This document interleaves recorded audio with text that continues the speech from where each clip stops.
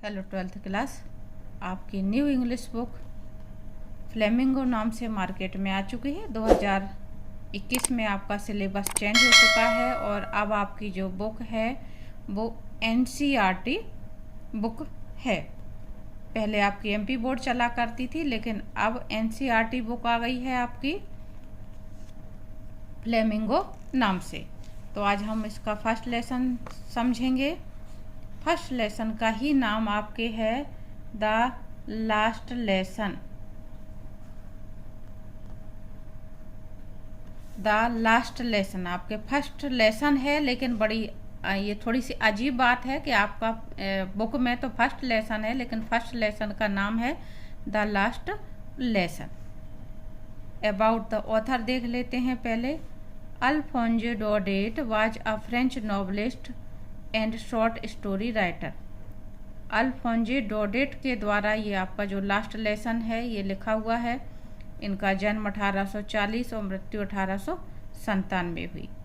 ये एक French novelist थे। नॉवलिस्ट यानी उपन्यासकार, और साथ में ही शॉर्ट स्टोरी छोटी कहानियाँ भी लिखते थे, यानी छोटी कहानियों के भी लेखक थे।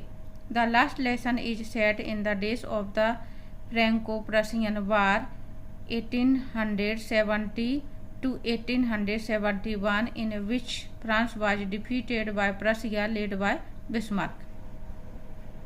ये आपका लेसन काफ़ी पुराना है। ये उस समय लिखा गया जब फ्रैंको प्रशियन वार हुआ था 1870 से 1871 के बीच में, जिसमें फ्रांस को प्रशिया ने बिस्मार्क के नेतृत्व में परास्त कर दिया था।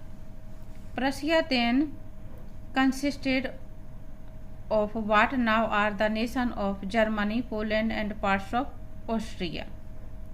यानी जो प्रशिया था वो उस समय किस देश को कहते थे, उसका कुछ हिस्सा आज जर्मनी में है, पोलैंड में है और ऑस्ट्रिया के कुछ हिस्से हैं। In the story the French district of Alsace and Lorraine have passed into Prussian hands.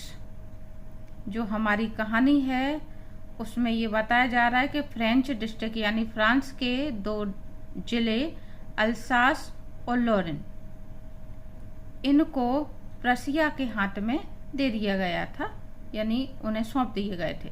Read the story to find out what effect this had on life at school.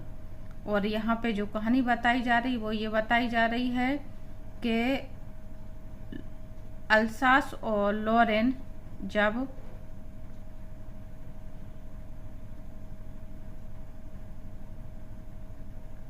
France के हाथ से निकल करके प्रशिया के हाथ में चले गए, दूसरे देश के हाथ में चले गए, तो स्कूल लाइफ पर उसका क्या प्रभाव पड़ता है। Effect this had on life at school, school life पर क्या प्रभाव पड़ता है। तो इसमें जो बताया जा रहा है वो जो लेखक हैं अल्फोंसो डोडेट, ये उस समय बच्चे होते हैं, स्कूल में पढ़ते होते हैं, उसी समय ये घटना घटित होती है। तो ये जो आपका लेसन है वो उनकी पुरानी याद के आधार पे बताया जा रहा है कि जब वो स्कूल में पढ़ते थे और इस समय ये घटना घटित हुई तो उन पर क्या प्रभाव पड़ा, उस समय सभी पर, स्कूल की पढ़ाई पर क्या कैसे घटना घटित हुई, उसके आधार पे है आपका। तो यहाँ से आपका लेसन प्रारंभ होता है। I started for school very late that morning and was in great dread of scolding, especially because M Hamel had said that he would question us on participant। लेखक इसमें बच्चे के रूप में है, स्वयं नरेटर। तो वो कह रहे हैं कि मैं उस दिन स्कूल के लिए बहुत लेट हो गया था, वेरी लेट, उस सुबह, और इस कारण से मैं बहुत डरा हुआ था कि मुझे डांट पड़ेगी। स्कोल्डिंग कहते हैं डांट फटकार। जब बच्चे स्कूल के लिए लेट हो जाते हैं तो उन्हें इस बात का अधिकतर भय रहता है। इन ग्रेट ड्रेड ऑफ का मतलब भय होना, डरे होना, ऑफ स्कोल्डिंग यानी डांट फटकार का डर होना। स्पेशली बिकॉज हेमल, और खास करके किसका डर था, उन्हें हेमल का डर था, क्योंकि बच्चों को अधिकतर प्रिंसिपल या क्लास टीचर दो का ही डर उस समय रहता है जब बच्चे लेट हो जाते हैं कि प्रिंसिपल ने देख लिया तो वो डांट लगाएंगे और क्लास टीचर तो कुछ ना कुछ पनिशमेंट देगा ही।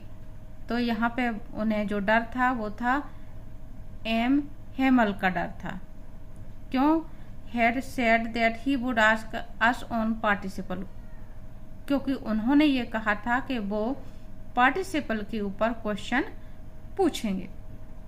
इंग्लिश ग्रामर में पार्टिसिपल जिस तरह से होते हैं, हो सकता है फ्रेंच भाषा में भी होते हों, तो यहाँ पे पार्टिसिपल का जिक्र किया जा रहा है। हम यहाँ पे साधारण सी भाषा में ये कह सकते हैं कि ग्रामर का एक चैप्टर है पार्टिसिपल, उसके ऊपर उनके टीचर क्वेश्चन पूछने वाले थे और उस बात का उस बच्चे को ज़्यादा डर था। And I did not know the first word about them, और लेखक कह रहे हैं कि मुझे उसके बारे में पहला शब्द भी पता नहीं था, यानी लेखक को उस ग्रामर की जानकारी बिल्कुल भी नहीं थी।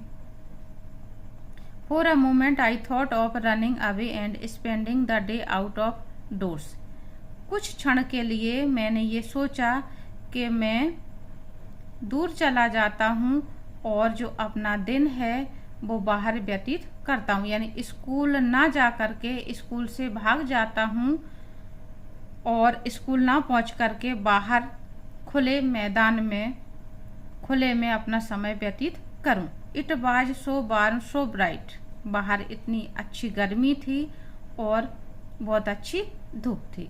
यहाँ पे गर्मी की बात क्यों कही जा रही, वार्म क्यों कहा जा रहा है, क्योंकि ये जो कहानी है फ्रांस की, यूरोप देश की, तो अधिकतर वहाँ पर सर्दी रहती है। उस समय सर्दी का मौसम होगा तो बाहर जब धूप खिली होती है तो हल्की गर्माहट रहती है, तो अच्छा लगता है।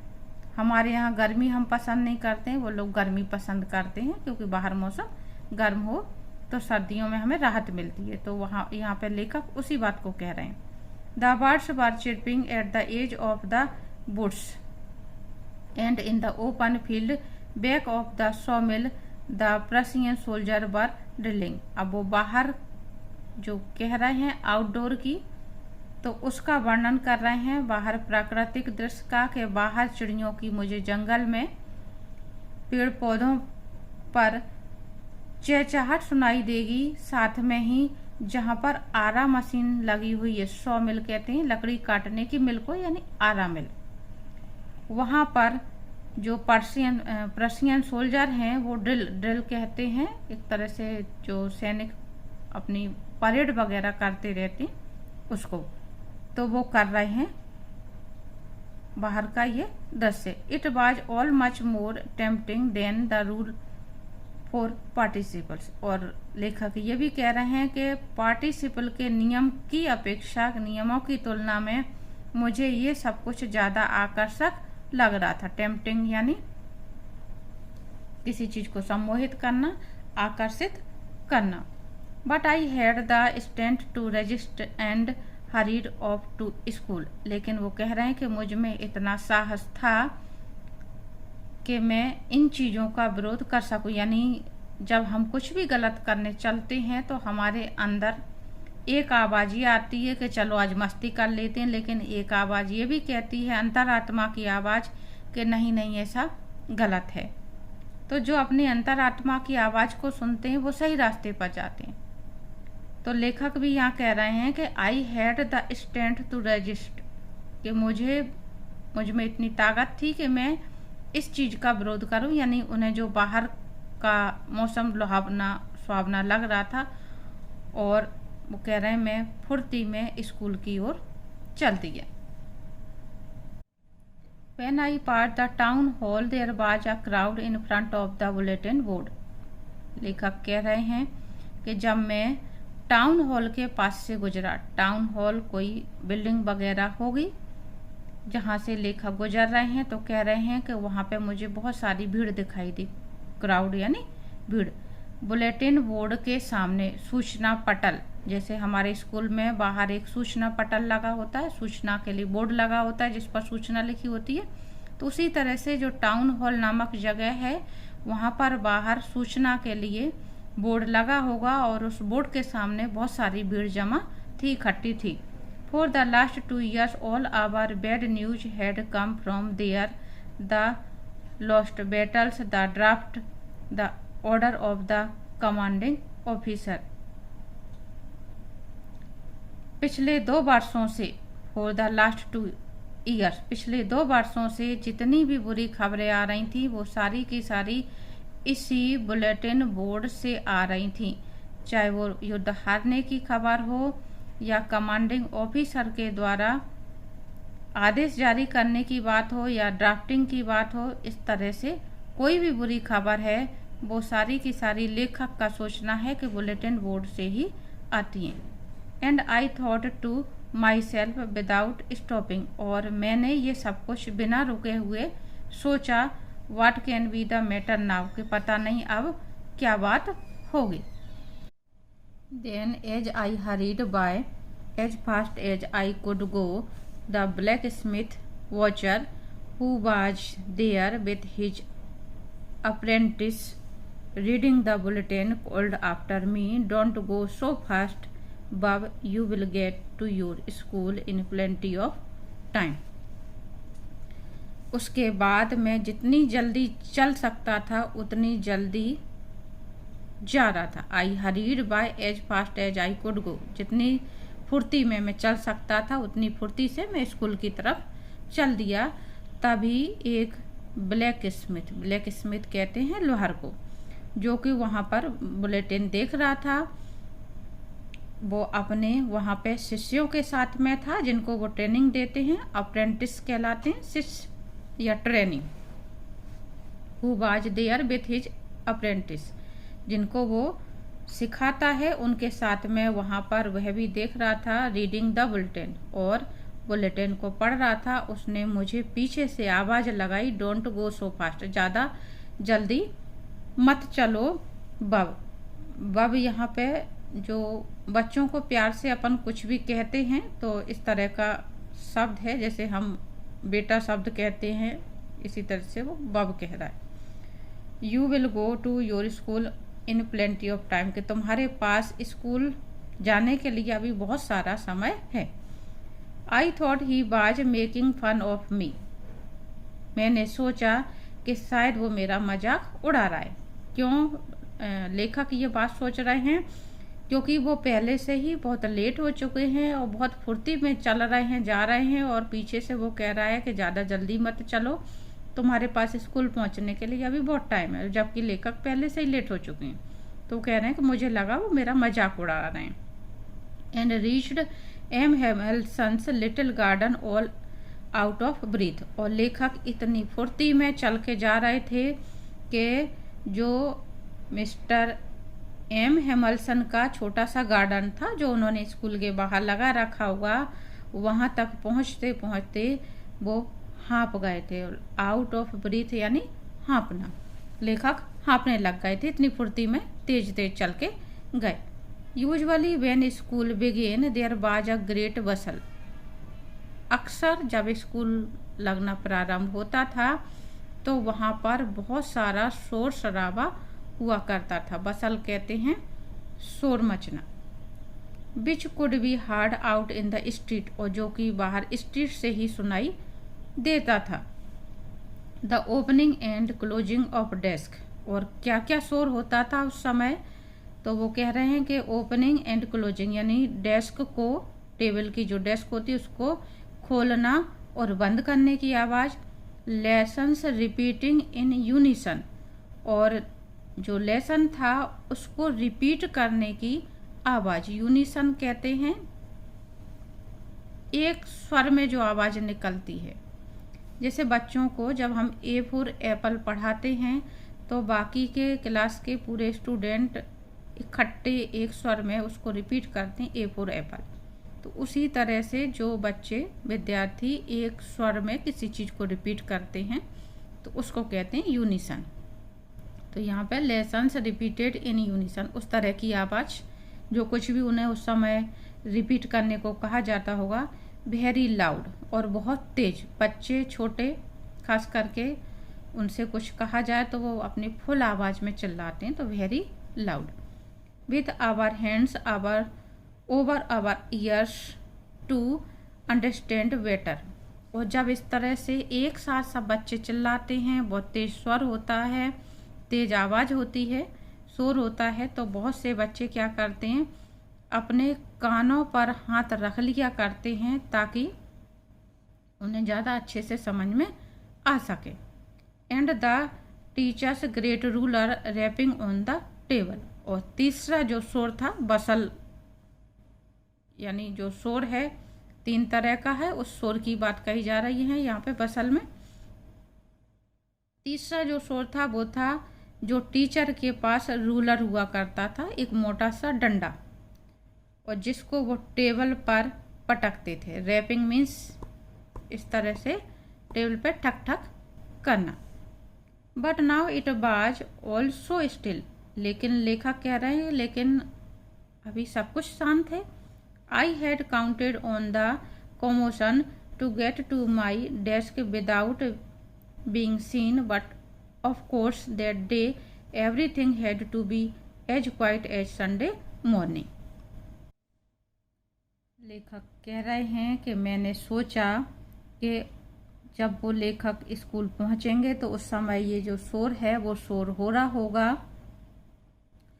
और उस समय शोर और कन्फ्यूजन की जो स्थिति रहती है तो उस सब का मैं फ़ायदा उठाऊंगा और चुपचाप जाकर के अपनी जगह बैठ जाऊंगा, और मेरे को उस स्थिति में कोई भी ज़्यादा देख नहीं पाएगा और समझ नहीं पाएगा। डेस्क विदाउट बीइंग सीन, किसी के देखे बगैर मैं अपनी जगह पर जाकर के बैठ जाऊंगा।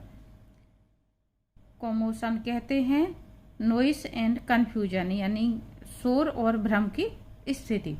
But of course that day everything had to be as quiet as Sunday morning. लेकिन जब वो वहाँ पहुँचे तो कह रहे हैं कि ऐसा लग रहा था जैसे उस दिन संडे मॉर्निंग हो, यानी संडे मॉर्निंग वाले दिन वहाँ पे पूरे शांति छाई रहती है। तो उस दिन भी लेट हो जाने के कारण जब वो पहुँचे तो उन्हें बिल्कुल खामोशी दिखाई दी जैसे कि संडे मॉर्निंग को होती है। थ्रू द विंडो आई सा माई क्लासमेट्स। खिड़की के द्वारा मैंने देखा अपने क्लासमेट्स को ऑलरेडी इन देयर प्लेसेस, जो कि पहले से ही अपनी जगह पर बैठे हुए थे।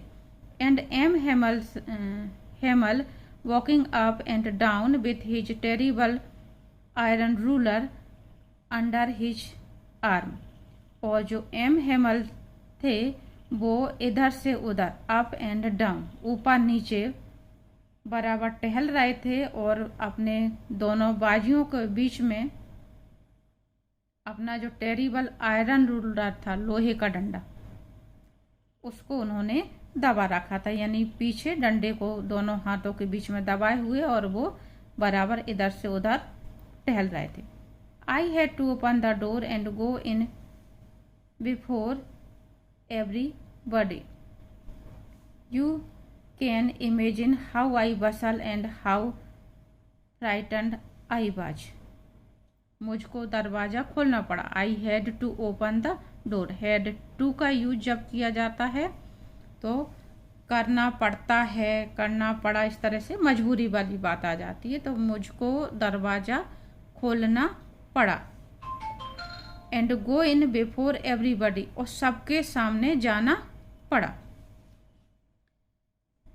लेखक कह रहे हैं यू कैन इमेजिन, आप कल्पना कर सकते हैं कि मुझे उस समय कितनी शर्म महसूस हुई और कितना मैं भयभीत हुआ। बट नथिंग हैपेंड, लेकिन M Hamelson saw me and said very kindly. लेकिन एम हेमल ने जब मुझको देखा तो कुछ भी नहीं हुआ, क्योंकि लेखक को सबसे बड़ा जो डर था वो था अपने टीचर का कि वो लेट पहुंचेगा तो पहली बात लेट पहुंचने पर डांट लगेगी, और दूसरा वो पार्टिसिपल पे क्वेश्चन पूछेंगे। तो ऐसा उसको कुछ भी नहीं दिख रहा है। वो कह रहे हैं एम हेमल ने उनको देखा और बड़े दयालु भाव से बोले, go to your place quickly, जल्दी से अपनी जगह पर जाओ। लिटिल फ्रांज, यहाँ पे लेखक का नाम आ रहा है, लेखक का नाम फ्रांज है। We were beginning without you, अपनी जगह पे जाके बैठ जाओ जल्दी से, हम तुम्हारे बगैर ही प्रारंभ करने वाले थे। यानी उन्होंने अभी तक लेसन प्रारंभ नहीं किया है, पढ़ाना प्रारंभ नहीं किया है। वो कह रहे हैं कि हम तुम्हारे बगैर, यानी लेखक के पहुंचने से पहले ही शुरू करने वाले थे, लेकिन उन्होंने अभी तक किया नहीं है। आई jumped over the bench and set down at my desk, लेखक कह रहे हैं मैंने तुरंत ही बेंच को जंप करते हुए अपनी जगह पर जाकर के डेस्क पर बैठ गया।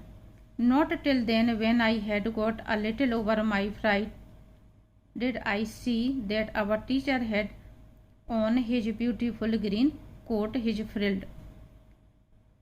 अब बैठने के बाद लेखक जब थोड़ा सा शांत हुए, उनका मन थोड़ा सा शांत हुआ, जो वो घबराए हुए चले आ रहे थे, तो कह रहे हैं जैसे ही थोड़ा सा मेरा डर कम हुआ तो मैंने ये देखा कि टीचर ने ब्यूटीफुल ग्रीन कोट पहना हुआ है, सुंदर सा ग्रीन कोट पहना हुआ है। हिज फ्रिल्ड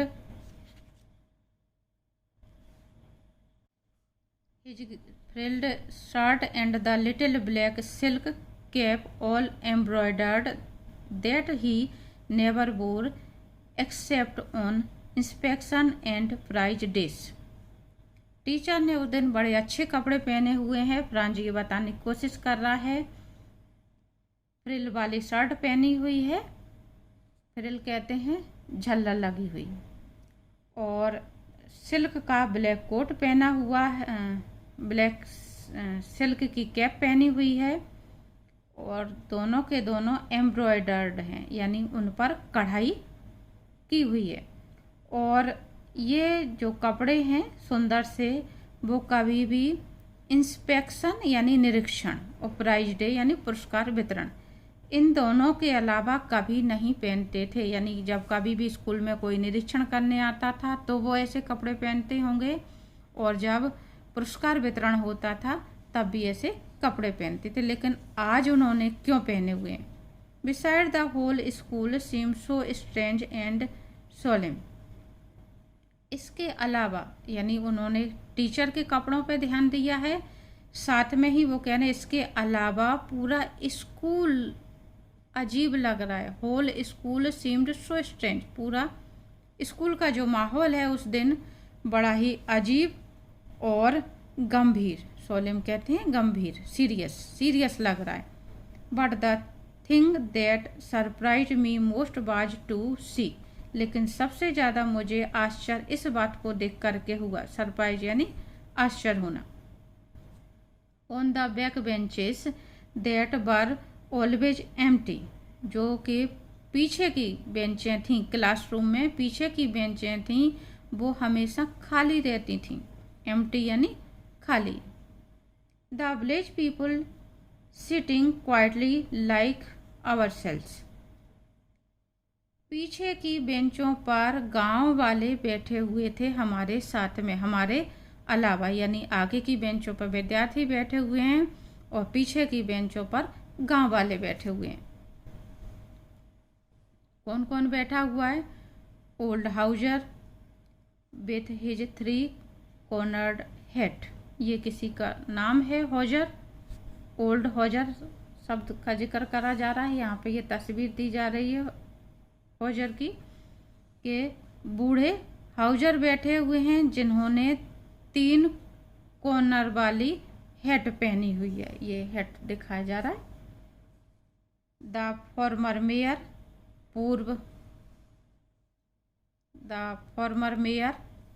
पूर्व मेयर गांव के। द फॉर्मर पोस्ट मास्टर, पूर्व पोस्ट मास्टर भी, फॉर्मर कहते हैं पूर्व, रिटायर हुए, रिटायर मेयर और retire post master. And several other besides, और इसके अलावा भी और बहुत सारे लोग गांव के जो भी हों। एवरीबडी लुक्ड सैड, सभी लोग बड़े दुखी दिख रहे थे। And Houser had brought an old primer, और जो हॉजर थे वो एक पुरानी प्राइमर लाए हुए थे। प्राइमर एक किताब को कहते हैं। Thumbed at the edge and he held it open on his knees with his great spectacle lying across the pages. Old primer, पुरानी प्राइमर बुक लाए हुए थे जिसके जो किनारे थे वो पूरे फटे पुराने हो रहे थे, और उन्होंने उस बुक को अपनी गोदी में, नीस यानी घुटने, गोदी में खोल करके रखा हुआ था, जिस पर के उनके चश्मे पड़े हुए थे पेजों के ऊपर। स्पेक्टिकल्स कहते हैं चश्मे को। Lying across the pages. While I was wondering about it all, M. Hamel mounted his chair.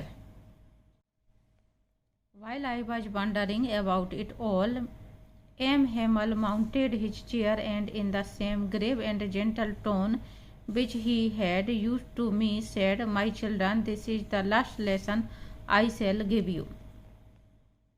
जब मैं इस सबको बड़े आश्चर्य से देख रहा था, यानी स्कूल में आज जो अजीब स्थिति है उस सब में उलझा हुआ था और सब कुछ अजीब लग रहा था, तभी मिस्टर एम हेमल ने अपनी चेयर ले ली, यानी अपनी कुर्सी पर बैठे और बड़े ही शांत और जेंटल टोन में, बड़े प्यार से, प्यार भरी आवाज़ में उन्होंने हम सब से कहा, माई चिल्ड्रन, मेरे प्यारे बच्चों, this is the last lesson I shell give you. ये मेरा अंतिम लेसन है जो मैं तुम्हें सिखा रहा हूँ या पढ़ा रहा हूँ। The order has come from Berlin to teach only German in schools of Alsace and Lorraine. Berlin से आदेश आ गए हैं कि अल्सास और लोरेन के जो स्कूल हैं उनमें केवल जर्मन भाषा ही पढ़ाई जाएगी। बर्लिन जर्मन देश की राजधानी है, तो जर्मनी में जर्मन भाषा चलती है, इसलिए यहाँ पे ये बात कही जा रही है क्योंकि अब ये अल्सास और लोरेन जर्मनी के एक हिस्सा बन चुके हैं। The new master comes tomorrow, और जो अगला टीचर है, दूसरा टीचर है, वो कल पहुँच जाएगा। कल आएगा, क्योंकि ये फ्रेंच भाषा पढ़ाते हैं और वो जर्मन भाषा पढ़ाएगा। This is your last French lesson, और ये अब तुम्हारा अंतिम फ्रेंच लेसन है, यानी फ्रेंच भाषा का लास्ट लेसन है।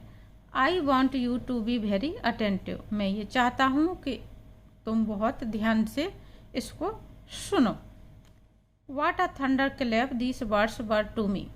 जब उन्होंने ये बात कही कि लास्ट लेसन है, कल से फ्रेंच भाषा नहीं सिखाई जाएगी, जर्मन भाषा सिखाई जाएगी, तो लेखक यहाँ पे कह रहे हैं कि इन शब्दों ने जैसे मेरे ऊपर बिजली गिरा दी हो। थंडर क्लैप, यानी इन शब्दों को सुन करके उनको बहुत ज़्यादा आश्चर्य हुआ, वो स्तब्ध रह गए। Oh the wretches, that was what they had put up at the town hall. Wretches कहते हैं बुरा होना, ये बहुत बुरा हुआ, तो यही वो बात है जो टाउन हॉल में थी। What they had put up at the town hall, रास्ते में जब वो टाउन हॉल के पास से गुजर रहा होता है तो ये बात सोचता है उस समय कि पता नहीं आज कौन सी बुरी खबर आई होगी। तो अब उन्हें समझ में आ रहा है, तो कह रहे हैं तो अच्छा, यही बुरी खबर जो थी वो टाउन हॉल पर लगी हुई थी। My last French lesson, why? I hardly knew how to write. I should never learn anymore. I must stop there. Then, oh, how sorry I was for not learning my lesson. My last French lesson, मेरा अंतिम French lesson, French भाषा का अंतिम पाठ। क्यों? मैंने कितनी मुश्किल से, हार्डली यानी बड़ी मुश्किल से, I hardly knew how to write, मैंने कितनी मुश्किल से फ्रेंच भाषा को लिखना सीखा था, यानी अभी ठीक से सीख भी नहीं पाया था। और I should never learn any more, और अब मैं उसे आगे कुछ भी नहीं सीख पाऊंगा। यानी थोड़ा बहुत जो कुछ लिखना सीखा था और अब आगे वो कुछ भी नहीं सीख पाएगा। आई मस्ट स्टॉप देयर, उसको मुझे यहीं पे छोड़ना पड़ेगा, रुकना पड़ेगा। देन, तब, how sorry I was for learning my lessons, मुझे बड़ा दुख है कि मैंने अपने जो पाठ थे वो याद नहीं किए, यानी वो फ्रेंच भाषा पूरी तरह से नहीं सीख पाए। इस बात के लिए लेखक को अब क्या हो रहा है, दुख हो रहा है।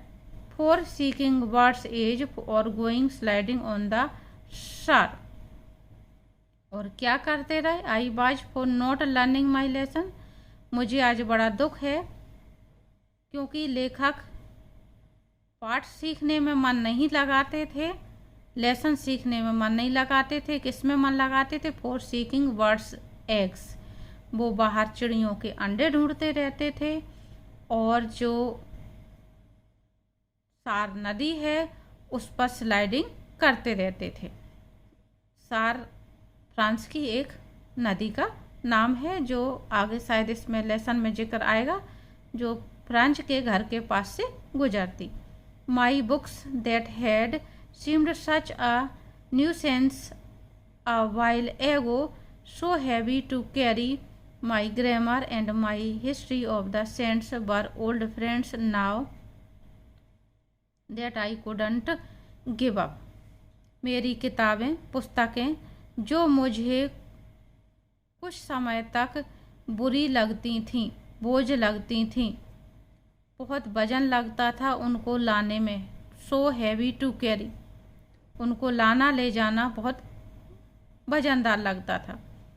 जो मेरी ग्रामर थी, व्याकरण थी, और मेरे जो इतिहास, माई हिस्ट्री ऑफ द सेंट्स, मेरे जो संतों का इतिहास था, ऑल फ्रेंड्स नाउ, वो सब के सब अब मुझे क्या लग रहे हैं, मित्र लग रहे हैं। अब मैं उन्हें नहीं छोड़ सकता। I couldn't give up, give up यानी छोड़ना।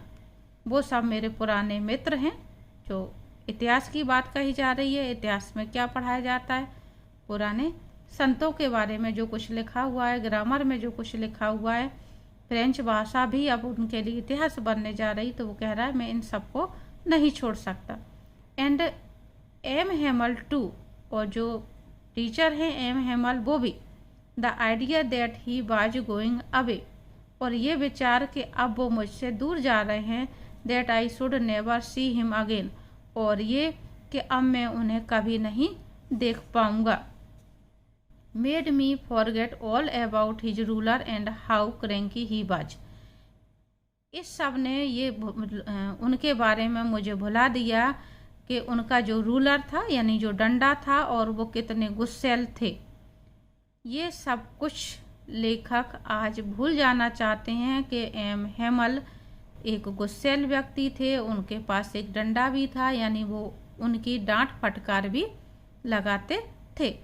अब जब ये सब कुछ छूट रहा है तो लेखक को ये सब कुछ याद आ रहा है और बड़ा अच्छा लग रहा है। इसके आगे का जो लेसन है वो हम नेक्स्ट पार्ट में समझेंगे। आपका लेसन काफ़ी बड़ा है, तो इस लेसन को मैं यहीं पे आज रोक रही हूँ। तब तक उम्मीद करती हूँ इतना आप रीडिंग लगाएंगे और इसको समझने की कोशिश करेंगे।